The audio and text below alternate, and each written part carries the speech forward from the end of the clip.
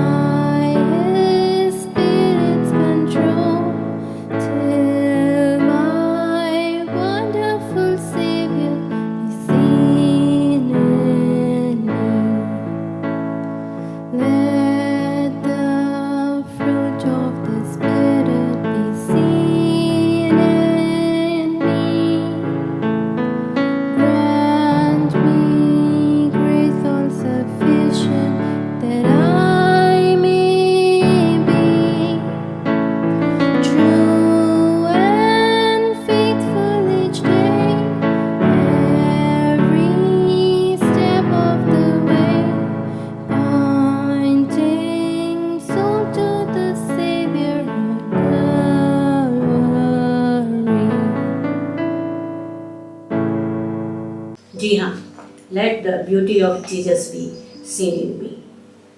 सचमुच में प्रभु यीशु मसीह की खूबसूरती, प्रभु यीशु मसीह की सुंदरता हमारे जीवनों से दिखाई देनी चाहिए। जब कोई चीज़ प्रकट होती है तो वो दिखाई देती है, और आज हमारी यही प्रार्थना है कि उसकी खूबसूरती, उसकी सुंदरता हमारे जीवनों से प्रकट हो, हमारे जीवनों से दिखाई दे। ये कोई बाहरी सुंदरता की बात नहीं है, लेकिन आंतरिक सुंदरता की बात है। प्रभु यीशु मसीह संपूर्ण रूप से परमेश्वर हैं, और परमेश्वर की सारी खूबसूरती और सारी सुंदरता उसमें दिखाई देती है। आइए हम परमेश्वर की कुछ खूबसूरतियों को, अर्थात यीशु मसीह की कुछ खूबसूरतियों को, उसकी सुंदरता के बारे में देखेंगे। नंबर 1, वो पवित्र है।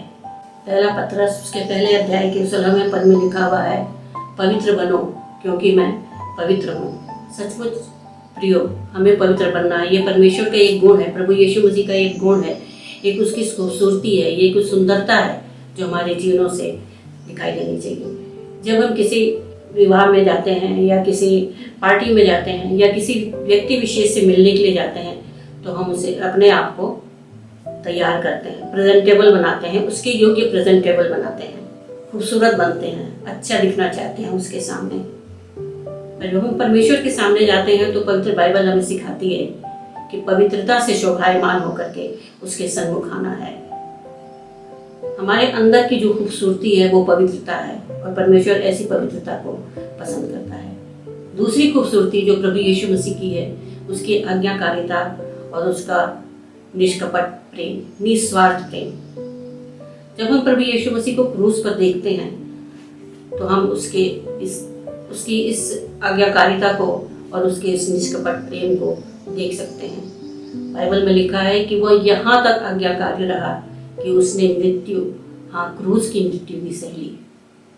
और जब हमारे कलवरी क्रूस पर हमारे पापों का मूल्य चुकाया जा रहा था, दाम दिया जा रहा था, तो उसका वह निष्कपट निस्वार्थ प्रेम हम देख सकते हैं। आज हमारे अंदर भी परमेश्वर का ये गुण, प्रभु यीशु मसीह का ये गुण, प्रभु यीशु मसीह की ये खूबसूरती और उसकी ये सुंदरता हमारे जीवनों से दिखाई देनी चाहिए। प्रभु यीशु मसीह का एक गुण और है, अनुग्रह और सच्चाई। यूहन्ना 1:14 में लिखा हुआ है कि वह अनुग्रह और सच्चाई से परिपूर्ण होकर हमारे बीच में डेरा किया। उसके जीवन में अनुग्रह था, और जब हम उसके अनुग्रह का अनुभव अपने जीवनों में करते हैं तो हम उसकी तुलना नहीं कर सकते कि हम किस प्रकार का अनुग्रह दूसरों के साथ कर सकते हैं। लेकिन हाँ, दया और प्रेम जरूर हम दिखा सकते हैं, और एक सच्चा जीवन हम उसके सामने जरूर प्रस्तुत कर सकते हैं।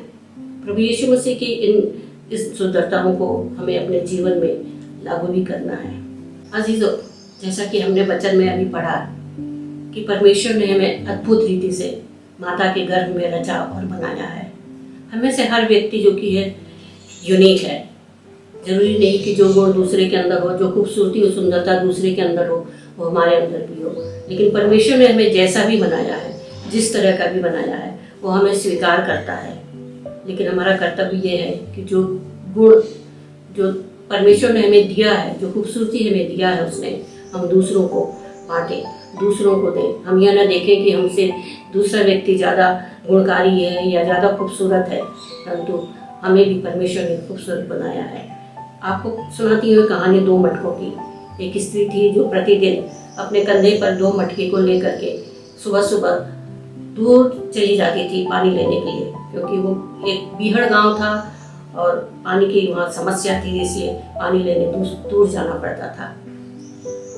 उसमें से जो एक मटका था वो थोड़ा सा टूटा हुआ था, या उसमें एक छेद था, और प्रतिदिन जब वो महिला उन मटकों को पानी से भर करके लाती तो घर तक पहुँचते पहुँचते दूसरे मटके का पानी आधा हो जाता था। कई दिनों तक यह क्रम चलता रहा। फिर एक दिन जो टूटा हुआ मटका था, उसने उदास होकर के अपनी मालकिन से कहा कि मुझे अच्छा नहीं लगता, मैं आपके लिए पूर्ण रूप से काम में नहीं आ रहा हूँ, क्योंकि ये दूसरा मटका है, ये तो पूरा पानी लेके आता है, लेकिन मैं घर तक पहुँचते पहुँचते केवल आधा ही रह जाता हूँ। महिला ने उससे कहा कि तुम्हारे इस प्रश्न का, तुम्हारे इस परेशान होने का जो कारण है वो तुम्हें कल मालूम हो जाएगा। दूसरे दिन फिर वो महिला उठी और दोनों मटकों को उठाया और पानी लेने चली गई। जब वो लौट करके आई तो उसने मटके से पूछा, जो टूटा हुआ था, थोड़ा सा जिसमें छेद था, कि क्या तुम्हारे प्रश्न का उत्तर तुम्हें मिल गया? उसने कहा, मुझे कुछ समझ में नहीं आया। महिला ने कहा, जब तुम लौट के आ रहे थे तो क्या तुमने देखा रास्ते में? उसने पूछा, क्या? उसने कहा कि ध्यान से सोचो और देखो कि तुमने क्या देखा। उसने बताया कि मैंने देखा कि रास्ते में छोटे छोटे पौधे लगे हुए थे और उसमें फूल खिले हुए थे, हवा चल रही थी और वो फूल जो कि मुस्कुरा रहे थे। महिला ने कहा, यही है तुम्हारे प्रश्न का उत्तर।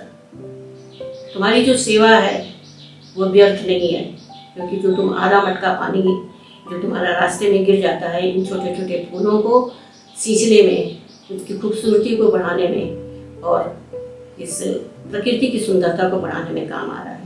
प्रियो, आज हम भी कई बार ऐसा सोचते हैं कि हमारा जीवन शायद इसके योग्य नहीं है कि हम उसकी सेवा कर सकें, शायद हमारे अंदर कोई टैलेंट नहीं है, कोई गुण नहीं है, हमारे अंदर कोई कमियां हैं। लेकिन परमेश्वर उसी कमियों को लेकर के जो कि है आपके लिए खूबसूरत वातावरण तैयार कर देता है। इसलिए हमें परेशान नहीं होना है, हमें निराश नहीं होना है, लेकिन जो भी वरदान हमें मिला है, जो भी दान और वरदान हमें परमेश्वर के अनुग्रह से मिला है, उसे दूसरे के लिए इस्तेमाल करना है। 1 Peter 4:10 As every man has received the gift, even so minister the same one to another, as good stewards of the manifold grace of God. पहला पत्रस 4:10 जिसको जो वरदान मिला है वह उसे परमेश्वर के नाना प्रकार के अनुग्रह के भले भंडारियों के समान एक दूसरे की सेवा में लगाए। जी हाँ, हमें जो भी वरदान मिला है, परमेश्वर ने हर एक को अलग अलग वरदान दिया है, हर एक को अलग अलग दान और वरदान से संवारा है। लेकिन हमें क्या करना है? ये हमें वरदान हमें ऐसे नहीं मिल गया है, परमेश्वर के अनुग्रह से हमें मिला है। और परमेश्वर का अनुग्रह जिस पर होता है फिर वो व्यक्ति अलग ही होता है। मरियम के ऊपर परमेश्वर का अनुग्रह हुआ था। सरदूत ने उससे कहा था कि देख, परमेश्वर का अनुग्रह तुझ पर हुआ है और वो तू एक पुत्र जनेगी और उसका नाम इमानुएल रखा जाएगा, जिसका अर्थ है परमेश्वर हमारे साथ। जब परमेश्वर का अनुग्रह किसी पर होता है तो सब कुछ बदल जाता है। मरियम पूरे विश्व के उद्धारकर्ता की माता बनी। हम पर और आप पर भी परमेश्वर का विभिन्न प्रकार का अनुग्रह से हमें वरदान मिला हुआ है, लेकिन हमें क्या करना है? एक विश्वास योग्य भंडारी के नाई उस सेवा को पूरा करना है। जो दान और वरदान और सेवा हमें मिली है, जो खूबसूरती प्रभु यीशु मसीह के हमारे जीवनों में है, वह हमें प्रकट करना है दूसरों के लाभ के लिए, दूसरों की सेवा के लिए।